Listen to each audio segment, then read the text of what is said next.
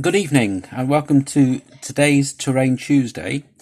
We'll be having a look at the World War II Normandy low wall by Micro Art Studio.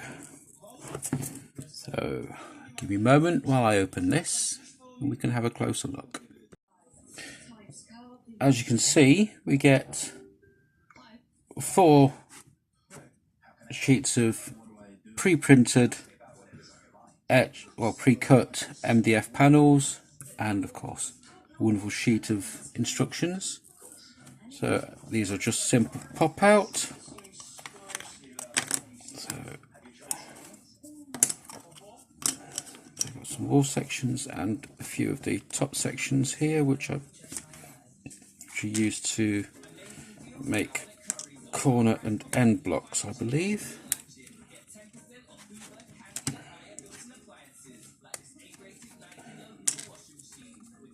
There we go. Let's have a little play and I'll be back in a moment. So as we can see, the 4 smaller pieces go together, require the use of a base block and a top block. And then the wall sections, simply just one locks in, while the other rests at the side. You would then use in this sheet these pieces to give a raised centre on those, and the same with these to top the wall sections, giving more of a general 3D effect as well. So let me make up a few more pieces and we'll be back with completed section including the gate block. And welcome back. As you can see, the gates come with working hinges, which is a very nice touch. So as you can see, it's just a simple piece. And then we have some blanking plates which you can attach if you want to.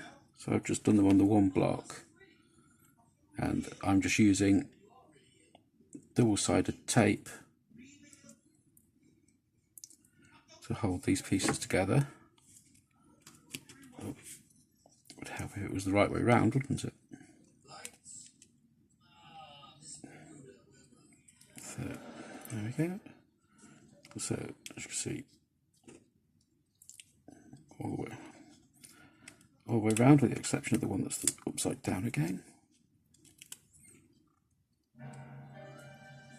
There we go. And then of course the wall section just attaches, and there we go. So, all in all, a very wonderful little kit from Micro Art Studios, which will go very well forming a courtyard around my previously reviewed garage kit.